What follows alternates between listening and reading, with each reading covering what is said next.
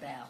Today, the House Democrats are unveiling a new legislative agenda to ease the unconscionable infant formula shortage. There are two bold bills that we have. You'll hear about them. Bobby Scott, the chair of Ed and Labor, is on the floor with the workforce development bill, but he and Congresswoman Johanna Hayes have worked very hard on a bill that you'll hear about that talks about the WIC program.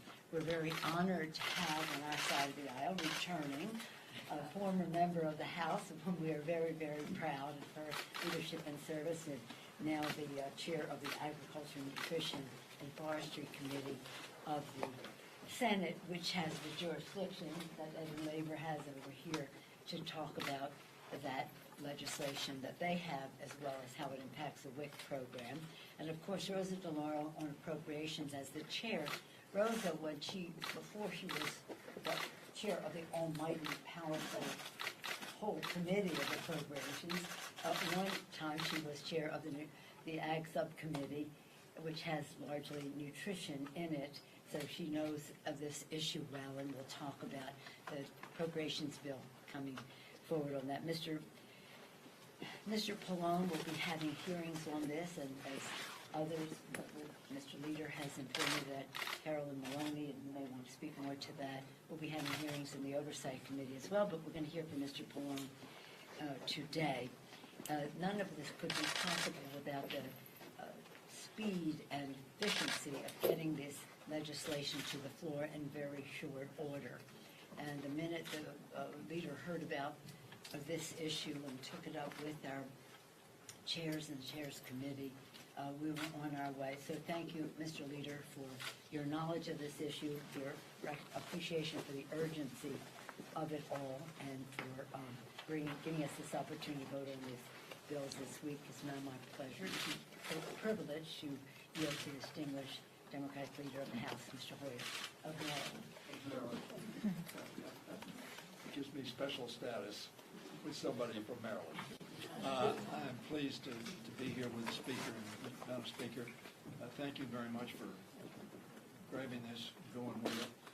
I had a meeting with the chairs a week ago, and Rosa DeLauro, who's the chair of the Appropriations Committee, of course, meets with us, and she had done a lot of work on this and brought the facts to our attention and the problems to our attention. So I asked all the chairs that had any kind of jurisdiction to look at this. Obviously, the Appropriations Committee has a special role in terms of making sure there are resources to address this problem, but also Chairman Malone, Chairwoman Maloney, who's the Oversight Committee, Bobby Scott, the Education and Labor Committee, and a number of other committees, as the Speaker has pointed out, have jurisdiction to deal with these questions. There is nothing more critical to families than being able to feed their children. Throughout history, we have heard stories of parents living in poverty who will forego every need of their own just to get a little food or milk for their young children to survive and hopefully thrive. The circumstances that led to the current infant formula shortage will surely need to be investigated. And I know that will happen, both in the Appropriations Committee and other committees. Right now, however, Congress's focus ought to be on how to address the challenge and make sure all babies in America can get the nutrition they need in the first vulnerable months of life. I go to a grocery store called McKay's in Charlotte Hall, Maryland, a little community in southern Maryland, St. Mary's County. And I am amazed at the fairness of the shelves. And I don't have any young children with me, but my granddaughter has not infant children. She's 2 now, my youngest great-grandchild. But I think to myself, a young mom with infant children looking at those shelves and then having to go online and try to find some place where she can be confident that she has healthy food for her baby. That's why the House is moving forward to craft legislation led by Chairwoman DeLauro, Representative Hayes, Bobby Scott. Frank Pallone will be doing that. He's having a hearing next week when we have a committee week. Mothers across the country are looking to us for help. and we will not force them to face this crisis on their own. We're on their side. We'll see who's on their side when we vote on this legislation. I hope my Republican colleagues will be filled with what Shakespeare called the milk of human kindness. Today he may say the milk of human health, or the milk of human survival. So I hope my colleagues will join with us to move swiftly in addressing this pressing challenge. Let's get this done together, and let's get it done fast. So I want to thank all my colleagues, and I want to thank Senator Stabenow, who is the chair of the Ag Committee in the United States Senate, for the work that she is doing. I know she's going to be speaking for herself, but we're glad that she's here as a partner in making sure that moms will be able to feed their infants. Well, thank you.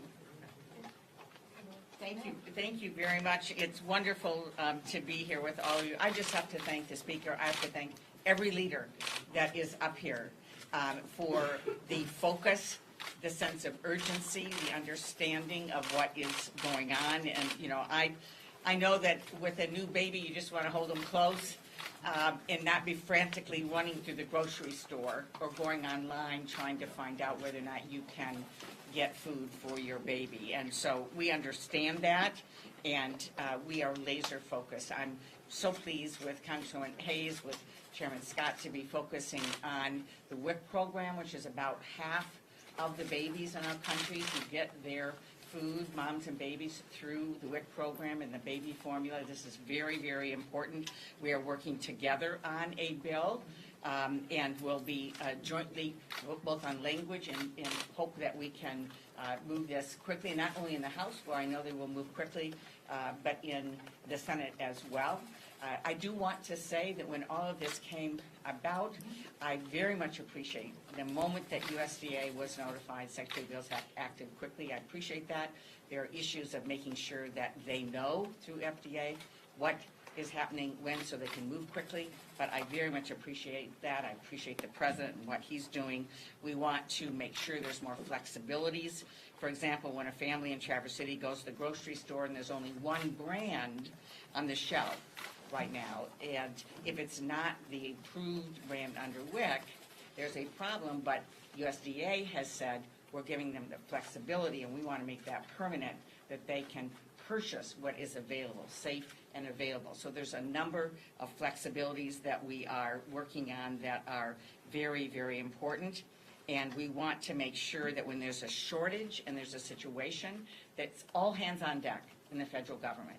All the partners are talking to each other, and all of them are moving quickly. So I just want to thank all of my colleagues who are here, and proud to be your partner. This is something that Leader Schumer cares deeply about. We met in our leadership team about this last night, and we are anxious to work with the House to make sure moms and babies are getting the healthy food safely that they need.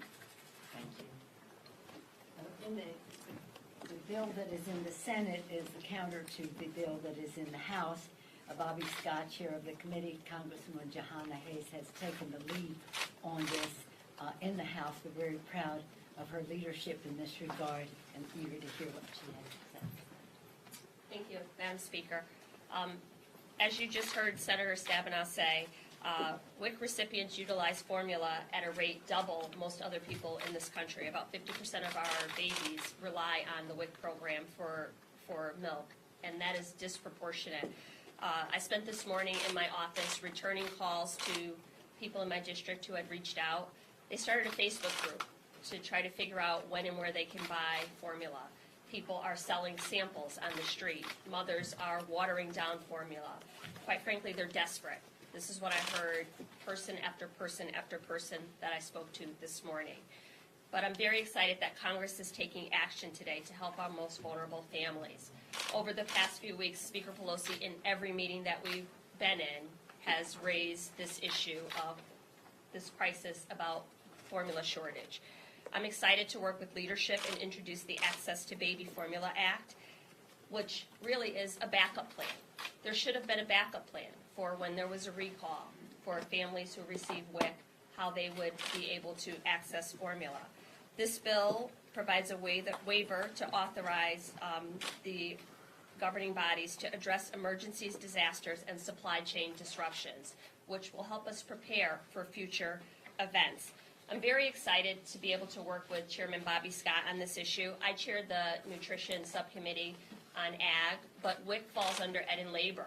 So what this bill shows is that Democrats are aligned on this issue and really working together, not only to open up the supply chain to get milk and baby formula back on the shelves immediately, but long-term, to make sure that we have a plan in place so that this never happens again. I can tell you that I understand completely what parents are going through right now. I was a participant in the WIC program. I know what it means to not be able to stretch out milk through the entire month. And that's what I heard this morning on the phone from these parents and grandparents that I was talking to. What I'd like to tell them is that their words are not falling on deaf ears, that we see them and we hear them, and we are working very hard in Congress to address this rising concern. With everything going on right now, the last thing a family should have to worry about is feeding their children. So again, very excited that we are bringing this legislation to the floor of the House, and that we will act swiftly and vote on it and move it to the Senate so that we can get some much needed relief to these parents and their children. Thank you. Thank you very much, Johanna, for bringing your personal experience to the situation. As you were speaking, I was thinking of those who've gone before us in the Congress who established the WIC program, women, infants, and children, and the long view of what we need for our children, and such an important initiative. Again, Congress, that falls under the Ed and Labor Committee. Congresswoman DeLauro has been tracking these issues as chair of the Appropriations Committee, but long before that. And she's going to give us the full picture of where we're going to go with the money and what we have to do. I'm very proud of our president, who has said we must deal with this quickly, but safely and cautiously. That's what the chairwoman is doing. Congresswoman. Thank you, Madam Speaker. Thank you so much for gathering us here today, and for all the work that's been done by my colleagues on what is a serious issue, what is a critically important issue. And if I might, I just would like to give a shout out as well to the chair of the Ag Appropriations Committee, that's Chairman Bishop, who has been engaged and involved in this effort as well. It is a very serious problem in this country. Parents, as you've heard, struggling. And parents are struggling. People today live paycheck to paycheck. They are now scrambling to find a formula to feed their babies in what is the wealthiest nation in the world. There are two parts to the infant formula shortage: safety and supply. We should not have to, parents should not have to choose between these two things. We should not be creating what is a false dichotomy. The bill that I introduced this morning immediately addresses the shortage, the here and now, by quickly trying to get products on the shelves, and help to prevent it from not happening again. The shortage was caused in large part by corporate greed and consolidation. There are only 4 manufacturers of infant formula in the United States. Only 4. So that when one piece, Abbott, is pulled out of the equation, which services the WIC program, as has been stated here today, 1.2 million babies. They have the contract for that. When you pull that up, you see what you can then vision the shortage on the shelves. In this case, it was Abbott Nutrition put profits and production over people, and due to what is a disgraceful lack of oversight, is now causing parents and caregivers to struggle to feed their kids. The images, empty shelves, desperate parents, are heartbreaking. What the legislation does, it provides $28 million in new funding for the FDA. It will provide FDA urgently needed resources to address the shortage, to prevent fraudulent products from entering into the marketplace, to help acquire better data on the situation in the marketplace, and to prevent the shortages from happening again. We strengthen their workforce focused on formula issues and increase FDA inspection staff. In response to a question that I asked the FDA and how they would be able to review infant formula submissions, I was told that they have only 9 people to do this. And this would be coming from domestic manufacturers, foreign manufacturers, to be able to look to see if this is a quality project, if it meets our standards. And what this will also allow the FDA to do with the resources is to look at FDA facilities around the world. There are 7 in Europe, 2 in Mexico, and there may be others that may come online. So that what happens is that then we can be in touch and we can get that product that they are producing, again, from an FDA-approved source, and we have to making sure that we have a standard and of which to compare the product with. So the FDA plays such a critical role in ensuring that formula provides the full nutritional needs of infants and that it is manufactured in the safest way possible. Today, we are making sure that the lack of funding is not a barrier to getting safe formula to parents and to babies. Meeting the need today is necessary. No baby goes hungry. No parent has to struggle to find the food to feed their child. And the efforts for the future will help ensure that we're not forced to go back and recreate this desperate situation. This is, it's not enough. As the speaker pointed out, people are doing different things. We're talking about WIC. We're talking about Energy and Commerce doing hearings, but we have to address have to have people who are accountable. You understand that at least 2 babies died, 4 more hospitalized. And I recently released a whistleblower report which highlighted a damning list of allegations of wrongdoing at the Abbott Nutrition factory that was producing the formula.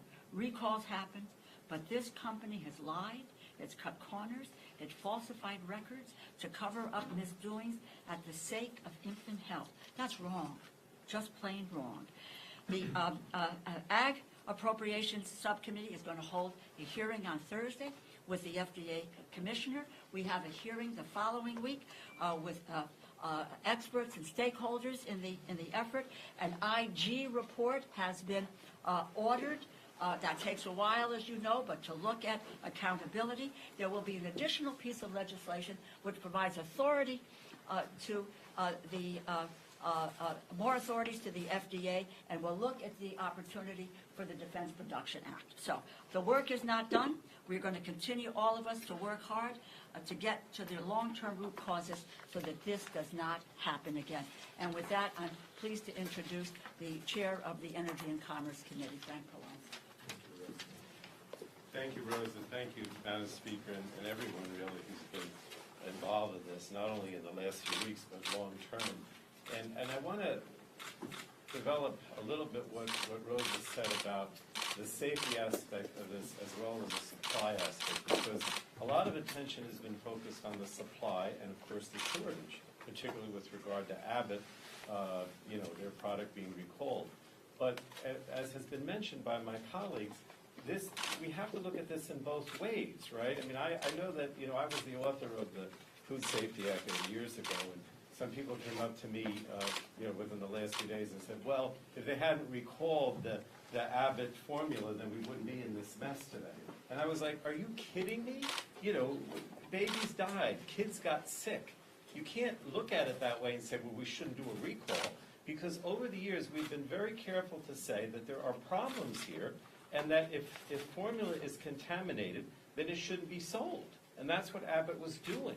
And so the answer here is to look at both of these, make sure that we have the supply and we get rid of the shortage now. But in terms of what we have to do as the authorizing committee in Energy and Commerce, and this is what our hearing is going to be about next Wednesday, is what needs to be done in the future to make sure that this crisis doesn't happen again. And that involves not only supply, but also making sure that the way the FDA goes about determining what's recalled and what's contaminated is done often enough the testing is done often enough and quickly enough. And so one of the things that we've been looking at is the fact that right now we don't really have an immediate or quick way of finding out whether there is a shortage. And so one of the things we may very well do is legislation that says that they have to notify us about, what kind of supply they have. They have to notify the FDA what kind of supply, and also that if we find this contamination, that this is quickly figured out, how to correct it, so that the supply is back on the market again. These are the kinds of problems that we're facing. So I just wanted to say, just so you know, that the hearing is next Wednesday. We have both the FDA Commissioner Kayla, the Food Policy and Response Deputy Commissioner Yanis, and the Center for Food Safety Director Main are going to be at next week's hearing. And we have the three companies, Abbott, Gerber, and Reckitt, and senior people within those organizations, which basically those are the three companies that produce about 80% of the supply. And I also wanted to mention that tomorrow our committee has a full committee markup on the FDA user fee to reauthorize the way that we pay and authorize drugs. And one of the provisions that's in that package makes it easier for FDA to recruit and retain highly qualified staff across the agency, including areas overseas where we need inspection. And I believe that your appropriation bill pays for more staff and training of staff as well, inspectors as well. So these are all things that need to be done, and I just want to thank all my colleagues for everything that we're doing to deal with this problem immediately and also make sure that this does not happen again. Thank you, Madam Speaker. Thank you very much, Mr. Chairman. When you mentioned the user fees and everything at the FDA, it'd be important to see what the appetite is for a user fee for the food part of Food and Drug Administration. Because if we could get a user fee on the food side, we could have a much bigger budget for staffing and rest on the food side of Food and Drug Administration, A. B, the FDA has no power to recall. We say recall, but it really is a moral suasion issue. The Food and Drug Administration can say something is wrong with this, and then the public reaction to it is effectively the company would then perhaps recall. But there is no power. We have it in the BBB, we've had it in the BBE, in hopes that we could pass it there when we haven't been able to get it over time in other legislation that requires strong bipartisan vote. So in terms of recall, when we use that term, it is not the power of recall. It's the persuasion of a company recalling voluntarily. So you see, we have a stronger hand to play here if we would be willing to do so. There is also some attitude in the country that there is plenty of supply. It's just not all in the right places. But there must be a computer program that tells us where that is. If that is so, then let's get that moving right this minute into the mouths of babies. We fight all the time not to take food out of the mouths of babies, as some initiatives might result in. As mother of 5, grandmother of 9, a long time ago for me, I can still hear a baby cry. The baby is hungry. A mother should not, a parent, dad, mom, grandparents, whomever, caregiver should not have to hear a baby cry without being able to fulfill the need, to anticipate the need. Again, it must be safe. We have to be cautious in how we proceed, but we have to do this as quickly as safely possible. So with that, we're pleased to take any questions. Madam Speaker, I wonder if you can talk a little bit about how this $28 million is going to, it seems like it's going to FDA, but is there a world in which FDA can then put that money to the companies that'll actually be needing to overstaff with production stuff, or it just helps on the approval side? No, for FDA? what this does is divide it up into infant formula supply chain monitoring and assessment. Got it. For $1.5 million. Health fraud, state partnerships, laboratory methods development, $3 million to the Office of Regulatory Affairs. Social media data capture, analysis to identify unsafe infant formula so we can track stuff online, and that's $500 $500,000. Then it's infant formula and staffing. It's $23 million. The speaker spoke about if we are going to bring more companies online that are FDA approved, and that is either domestically or internationally, those facilities have to be inspected.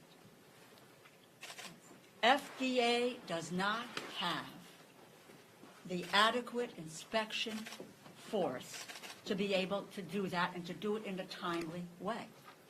The other piece, as I mentioned earlier, you're going to look at companies who want to try to provide us with a product who may not be FDA approved. That is a submission.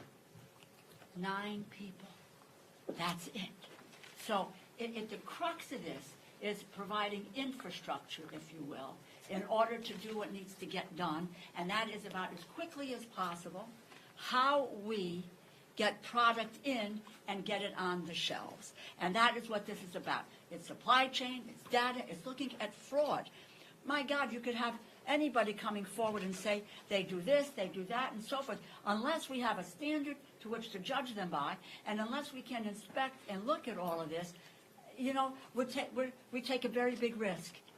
And today, what the speaker spoke about, mothers, parents today are saying, okay, and that they go to a pediatrician and say, what should I do? And the pediatrician may even say, take a chance because it's maybe okay. But think about it being a mother. You need to feed your baby, and then you're scared that if what you feed your baby is going to cause harm. So what we want to do is to provide the resources as quickly as we possibly can, get this done, then take up the issues of accountability. And I spoke about accountability at the FDA as well, because they dragged their feet for several months before there was a recall. And the speaker is right. We don't have any power of recall. It's the company who determines whether or not they're going to recall the product. Madam Speaker, the White House says they've been working on this since February, but Congress is not acting until months later. So my question is, if the $28 million in emergency, the White House press secretary said that they've been tracking this issue since February. So my question is, if the $28 million in emergency funding and the changes to WIC had happened months ago, could Congress have helped prevent the catastrophic shortage that we're seeing today? Look, can I just say this? The Biden administration has been taking action since February. I just have 3 things that we know. They provided more flexibility for the WIC program to boost accessibility. They work with manufacturers to increase production and encourage importation of safe formula. So I think the bottom line is they haven't taken action, but we really feel that now more needs to be done, and that's why we're talking about Rose's bill, we're talking about the other bill with WIC, and then further, authorizing bills down the line, which is what Energy and Commerce is looking at. But you just have to understand, I'm not trying to be difficult, that this is complex. Like, one of the things that bothers me is that I found out in the last couple of days, I told you guys, that people are now ordering, I guess, through the mail, formula from Canada and other countries, and in some cases, that's been the Abbott stuff that's already been taken off the market here. And so, this is an issue where it's not just a question of supply, but safe supply. And that's part of the problem, is to make sure that this stuff that's being recalled is not being used, and that what we're going to use now is safe. But my follow-up is... USDA, I hear your question. USDA moved very quickly, as you heard Senator Stabenow speak about, in terms of they're only, and why you have the education and labor piece of legislation is to give WIC and the USDA more power. Because, in fact, Secretary Vilsack does not deal with moving the pieces around. He has provided flexibility to a beneficiary so that they can more easily get access to the product. What we're trying to do is to provide him with more authority, and he did that. Quite honestly, in the first stories that came out, speaking of, this was before I even knew of a whistleblower's report, I called for an Inspector General investigation of a delay of from last October until a recall in February by the FDA. And why?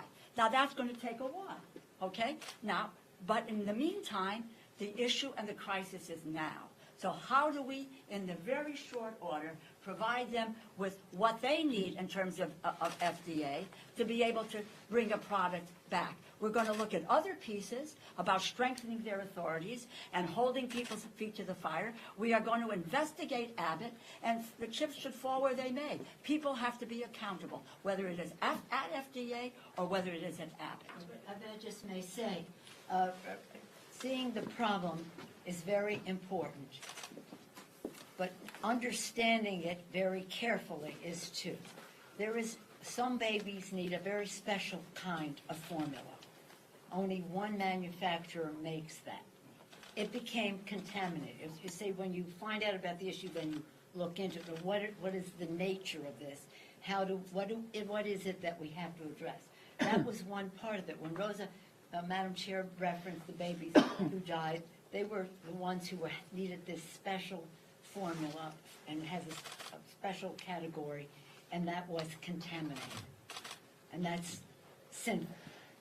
It was. And so that's one thing they'll be looking at. And then, of course, the fungibility of this, when everybody then runs to the next category, then you have the shortage. And this supply chain issue is one that is rearing its head in many ways. But when it comes to babies, it's the here and now and in this moment.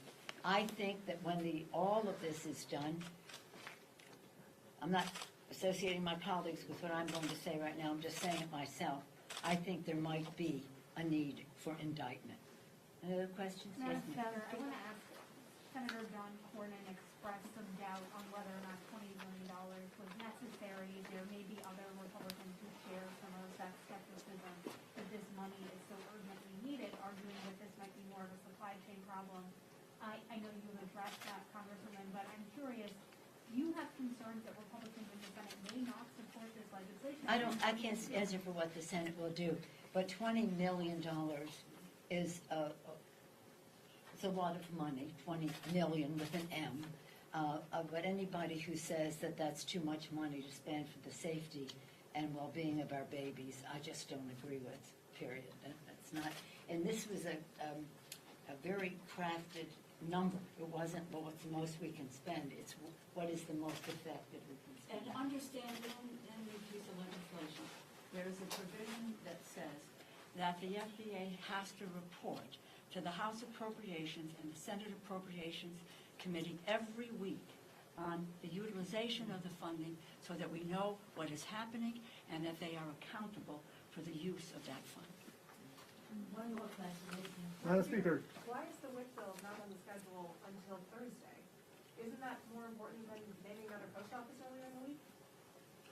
Well, we have to have a regular order. Right now, the committee has the workforce development legislation on the floor of the House, which is very important to us. We went to rules today to order to bring the WIC bill to the floor, and of course, it will have to go through the Senate as well, so it's not holding anything up. The Senate will be dealing, my hope and understanding is, with the Ukraine legislation the next couple of days. Madam Speaker, one quick question about timing. The FDA has said that with their new guidelines on importation, they'll start to see improvements on the shelves in the next couple months. How quickly do you think the $28 million supplemental could yield results? Well, yes, let me address that in this way, and I read the guidance from the FDA, and while I believe it is a good step in trying to move forward, I am disappointed in this, that we will look at both foreign and domestic facilities that are not FDA approved. I believe we ought to be doing business with FDA approved facilities, and I believe that would be a much quicker process, because if they are not FDA approved, as I pointed out before, you have to do the investigation, you have to visit, you have to do all of those things. So if we could go, and we have 7 overseas facilities at the moment. They're in France, in Germany, in the Netherlands, in Ireland, in Denmark. So there are several where my view is that we could go, it's FDA approved, that product could be immediately brought back to the U.S. So in a much more timely way. I agree with you. We can't wait 2 months to have this. So is that what your bill would help speed up the inspections of? No, yes, it would do that, and the bill also would allow for the ability to get the product from an FDA already approved facility. We have facilities that have passed inspections. Let's go there first, and then let's get a product back and get it on the shelves as quickly as we can. So if you're, sorry, one last question. If your bill is passed, how quickly do you think that American supermarkets and stores would start to see the results? Well, my hope is that, look, we think we got to pass it in the House, which we will do. We'll pass it in we have to see about the Senate. And so as quickly as that passes, and I wouldn't understand why anyone would not want to move as quickly as we can with giving people the wherewithal to get the product to bring it back here. Because this is not a Democratic issue or Republican issue. This is about the risk and the life of babies in this country. If I just may say, there are a couple things happening. One is that we want to know, is there, as has been told to us, that there is product in our country. It's just a question of where it is and where it needs to be taken to. We said, let's use the vaccine, shall we say, model of transferring to localities, if that's possible, because the FDA is not a transportation agency, and nor is the Department of Agriculture. But there are, that's what we're looking into, are they private sector facilities that can move that? What is that? How much is that? Could be 80%. If so, we would have stuff on the shelf right away. But we don't know, and that's what we're finding out, A. B, remember, during COVID, it was almost impossible for the FDA to travel to foreign countries to inspect plants.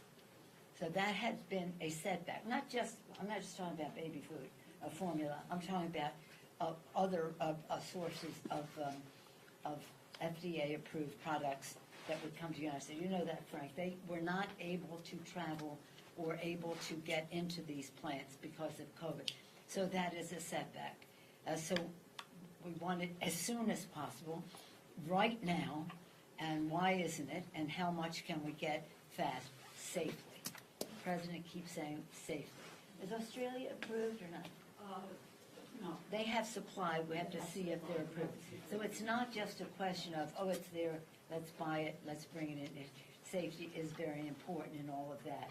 And our having our bill on Wednesday is not holding anything up, because it still have to pass the Senate, which is occupied happily now, not happily, but thank God, on Ukraine right now, so that they can do that tomorrow and then be on their schedule shortly thereafter. We would hope that this will be, in terms of the WIC bill, Congresswoman Johanna Hayes and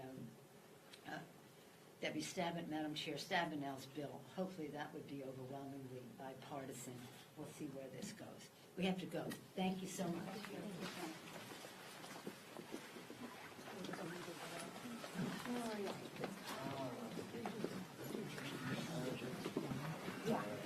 Which is like, I feel like the most basic of questions.